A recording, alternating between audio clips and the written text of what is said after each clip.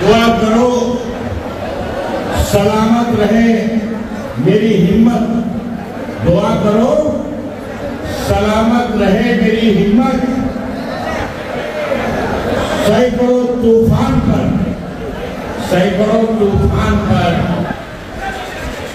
आप सबका साथ लेकर हम भारी हैं, हम लड़ेंगे और जीतेंगे। आज हमारे मराठा समाज के हमारे सामाजिक कार्यकर्ता सभी साथी, देखिए कांग्रेस में और भारतीय जनता पार्टी में यही फर्क है, खास फरक आहे काँग्रेस आणि भारतीय जनता पक्षामध्ये। आपल्या समाजाचे नेते आले, आपली घराणी मांडण्यासाठी काँग्रेसच्या नेत्यांनी ऐकून घेतला आणि त्यांना आश्वासन करून पाठवलेला आहे, विश्वास करून पाठवलेला आहे की काँग्रेस सर्व जाती जमाती आणि समाजाला न्याय देणारा पक्ष आहे। सर्वांना जे मागितलेला समाज आहे, सर्वांना आरक्षण भेटला पाहिजे ही भूमिका राहुल गांधीजीपासून काँग्रेस पक्षाच्या प्रत्येक गटामध्ये आहे आणि आमची सर्वांची ही भूमिका आहे। मित्रांनो, आज आमच्या पूर्वी आपल्या आशीर्वादाने नांदेड लोकसभा क्षेत्रातून निवडून गेलेले खासदार श्री वसंत चव्हाण जी इथे बोलत होते। बोलताना आपण सर्वांना धन्यवाद दिला। मी पण नांदेड आणि मराठवाड्याच्या प्रत्येक मतदाराच्या हिंदू, मुस्लिम, सिख, ईसाई, OBC, Maratha, Dhangar, SC, ST प्रत्येक समाजाला धन्यवाद देतोय की भारतीय जनता पक्षाची जमानत जप्त करण्याचं काम मराठवाड्यातून आपण सर्वांनी गेल्या लोकसभाच्या निवडणुकांमध्ये केलेला आहे। आणि कल्याण काँग्रेसचा आमचा नेता वसंत चव्हाण साहेबांचा नेता, अशा नेत्यांना देशाची लोकसभामध्ये आपण सर्वांनी आशीर्वाद देऊन पाठवला आहे। आता बारी आहे महाराष्ट्राची करायची। कोणाकडून? ज्यांनी शेतकऱ्यांवर अन्याय केला, ज्यांनी मराठा समाजावर अन्याय केला, ज्यांनी ओबीसी समाजावर अन्याय केला, ज्यांनी अल्पसंख्याक समाजावर अन्याय केला, महिलांवर अन्याय केला, युवकांवर अन्याय केला, एससी एसटीचा जो आरक्षण आहे त्या संपवण्याच्या ज्यांनी रचला, अशी भारतीय जनता पार्टीची महायुती सरकारला महाराष्ट्रातून हद्दपार करायचं काम येणाऱ्या विधानसभेला करायचं आहे। हा संकल्प घेऊन आपल्याला इथून आज जायचं आहे। मित्रांनो, आपल्या सर्वांची तयारी आहे की नाही? किती तयारी आहे? हात वर करून नेत्यांना सांगा, आश्वास करा की येणाऱ्या विधानसभाच्या निवडणुकीमध्ये नांदेड जिल्ह्याची 9ची 9 विधानसभा काँग्रेस शिवाय कोणी निवडून येणार नाही।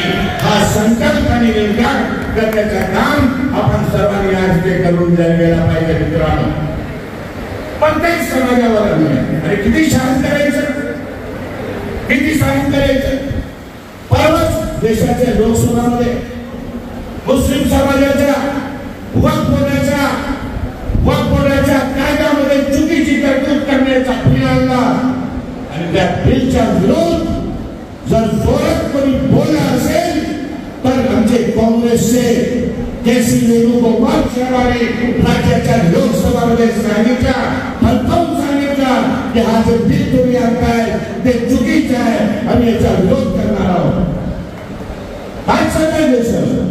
जाती जातीमध्ये ते हिंदू देवस्थानाची जमीन काबीज करायचं, मुस्लिम समाजाच्या वक्फ बोर्डाच्या कायद्यामध्ये तरतूद करून मुठ्ठीभर मित्रांना ती जागा देऊन टाकायचं।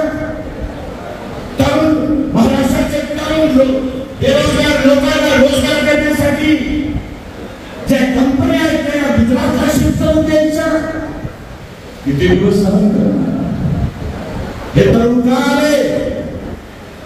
याला सहनशक्ती संपलेली आहे लोकांची। मित्रांनो, आपण सगळ्यांना समजून घेतला पाहिजे. आणि नांदेडचा विषय काय आहे तुम्हाला माहित आहे का? आमच्यापेक्षा जास्त माहित आहे. मी पण तुमच्या सोबतच आहे. मी पण खूप नांदेडचा दौरा केलेला आहे.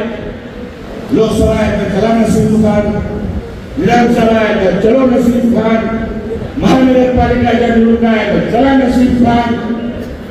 आता ते निघून गेले, दिल्लीला निघून गेले. पण जर तर गेले नसते तर आमचे चव्हाण साहेब खासदार झाले असते का? झाले असते का? वसंत चव्हाण साहेब, हा तुमचीच तकदीर आहे. तुमचा लक आहे, तुमचा लकमुळे ते तिथे गेले आणि तुम्ही दिल्लीच्या लोकसभामध्ये पडले. आता ते झाला, मागे जे झाला ते जाऊ द्या, विसरून जा. त्याच्यावर आम्हाला भाषाने चर्चा करायची नाही. आपण सोबत काम केलेलं होतो, त्याच्यावर आपल्याला अजिबात भाष करायचं नाही. आपल्याला पुढे बघायचं आहे. आपला मराठवाडा सांभाळून घ्यायचा आहे. मराठवाड्याची प्रत्येक जाती जमाती जनतेला न्याय मिळवून द्यायचा आहे. या महाराष्ट्राला वाचवायचं आहे. हे जे भ्रष्टाचारी सरकार बसलेली आहे मुंबईमध्ये, टक्केवारी घेणारी सरकार जे बसलेली आहे मुंबईच्या विधानसभामध्ये, या सरकारला तिथून काढायचं आहे मित्रांनो. आणि जशी आमच्या अनेक नेत्यांनी सांगितलं की हा मराठवाडा आणि हा महाराष्ट्र शंकरराव चव्हाण पासून, विलासराव देशमुख पासून, निलंगेच्या साहेबांपासून अनेक नेत्यांचा भारतीय राहिलेला आहे. त्यांनी या मराठवाड्याच्या विकासासाठी आपला आयुष्य दिलेला आहे. त्याची भूमिका होती सर्वजाती जमाती आणि समाजाला न्याय मिळवून देण्याची. ही भूमिका त्यांची होती. जी आपल्या देशाची संस्कृती आहे, हिंदू मुस्लिम सिख ईसाई एकता ती मजबूत झाली पाहिजे, ती संस्कृती त्यांची होती. मराठवाड्याचा विकास झाला पाहिजे, हे त्यांची संस्कृती होती. आणि त्याला आपल्याला पुढे घेऊन जायचं आहे. आणि काँग्रेस पक्ष, राहुल गांधीजी असो, खरगे साहेब असो, आमचे चरित्र साहेब असो, किंवा या स्टेजवर बसलेले नाना पटोलेजी असो, किंवा बाळासाहेब थोरात असो, विजय वडेट्टीवार असो, सगळ्यांची आमची सर्वांची एकच भूमिका आहे. या गद्दारी करून, घर फोडून, नियमाप्रमाणे सरकार स्थापित झालेली आहे आणि महाराष्ट्राला बर्बाद करण्याचा रक्ताचा काय यांच्याशी महाराष्ट्राला वाचवायचं आहे. म्हणून आपण सर्वांना मला विनंती करायचं आहे की आपण सगळे मिळून एक संकल्प घेऊन निर्णय घेऊन जा की महाविकास आघाडीच्या प्रत्येक उमेदवाराला कुठली सीट कोणाकडे जाईल, कुठे कोण लढेल. मराठवाडा काँग्रेसची भूमी राहिलेली आहे. काँग्रेसला प्रेम करणारा मराठवाडा राहिलेला आहे, मराठवाड्याची जनता राहिलेली आहे. आमच्या सर्वांचं लक्ष आहे मराठवाड्यावर. आपण काही काळजी करू नका. लोकांना प्रत्येक कार्यकर्त्यांना न्याय मिळेल अशा प्रकारच्या निश्चितपणे मी प्रयत्न करणार आहोत. फक्त आपण खंबीरपणे एकजुटीने आपण तयार राहा आणि येणाऱ्या विधानसभाच्या निवडणुकांमध्ये चव्हाण साहेबांनी सांगितलं की प्रत्येक 9च्या 9 मतदारसंघामध्ये महाविकास आघाडीचे सरकार आले पाहिजे आणि महाराष्ट्राला भ्रष्टाचार मुक्त सरकार मुक्त करून या महाराष्ट्राचा गौरव आपल्याला पुन्हा प्राप्त करायचा आहे, आणायचा आहे. एवढंच सांगून मला 2 शब्द संपवतोय. धन्यवाद. जय हिंद, जय महाराष्ट्र.